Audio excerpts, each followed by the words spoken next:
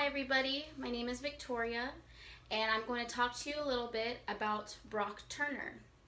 Brock Turner, a star Stanford swimmer, walking home after a fraternity party one night, found a woman unconscious lying behind a dumpster and he raped her. She woke up with pine needles in her hair and band-aids on her body. And when Brock Turner was accused of the rape, she was blamed. He was seen as a star Stanford swimmer. He could never do anything like that. And she was drinking. There were articles about the clothes she was wearing. She must have wanted to have sex with him. It wasn't his fault. He didn't really know what he was doing. I am here today to talk about the issue of victim blaming. I am against victim blaming, and I'm going to convince you today that we should never blame victims, but instead we should support them and blame the rapist. Victim blaming is a devaluing act where the victim of a crime is held wholly or partially responsible for the wrongful conduct committed against them. The reason for this is because of the misconception about victims, perpetrators, and the nature of violent acts. I am a sexual assault prevention response victim advocate for the United States Navy. I've received 40 hours on this subject, and I've been very passionate about this problem in society. Rape is horrible, traumatic, immoral, unlawful, demeaning, and extremely damaging to the victim, both physically and mentally. When someone is raped, they may be forced, or they may be incapacitated or asleep. Either way, a victim cannot consent.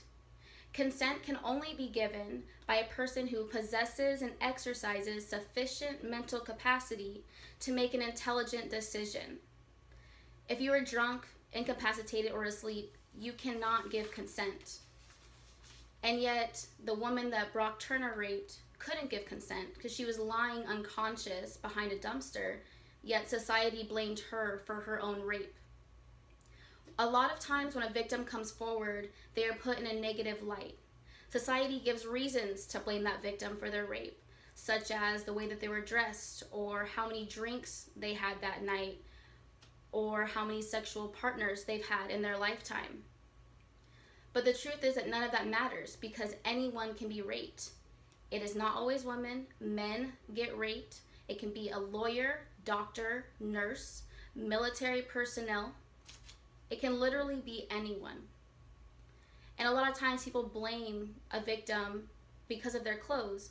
Oh, that skirt was too tight, or sorry, the skirt was too short, the jeans were too tight, whatever it may be. But if men also get raped, what was it that the guy was wearing that brought on his rape? Were his jeans too tight? Was his tank top showing his shoulders too much that made someone rape him? No. And a lot of people think that stranger rape, someone who doesn't know the victim, just attacks them and rapes them. But that's not even the case. 80% of the time, an acquaintance is raping that person. That's someone that they know. Acquaintance rape is the actual typical rape. Stranger rape is very rare. And what does that mean? It means that no matter what the victim was wearing or how many people he or she had sex with wouldn't have prevented their rape. West Virginia University reports that 50% of rapes are planned. So that means that that person took advantage of the victim's trust, planned that rape, and yet society is blaming the victims for something that is completely out of their hands and something that was going to happen regardless of what they're wearing or drinking. Nothing brings on rape. There are too many cases where a victim receives backlash. Cassandra Hernandez in 2007 was in the Air Force, and she came up to her superiors and told them that she had been raped. She went through the process but decided to drop the charges because it was too traumatic for her, which happens with a lot of victims. But the case wasn't over. Her supervisors decided to charge her with underage drinking and indecent acts, and promised the accused rapists immunity if they testified against her. Cassandra Hernandez was literally charged with her own rape. Media constantly exploits the victim while protecting the rapist. And because of this, these myths are ingrained in people's minds, such as only women get raped, husbands cannot rape their wives, women ask for rape, women lie about being raped. The FBI reports that less than 2% of rape accusations are false. So that is not common, and it should not be a reason to blame a victim. But unfortunately, because of these myths, to some people they become truths. They become false truths in our society. Victims also suffer from post-traumatic stress disorder, PTSD. Mayo Clinic defines PTSD as being triggered by a terrifying event. If the sex was consensual, they would not suffer from PTSD, yet a lot of victims do. PTSD damages lives, ruins relationships, and can ruin careers. Being raped is not earned. There is nothing that constitutes rape. A victim is most often raped by someone he or she knows. Someone wrongfully took advantage of their trust. Anyone can be a victim, regardless of clothing, sexual history, sobriety.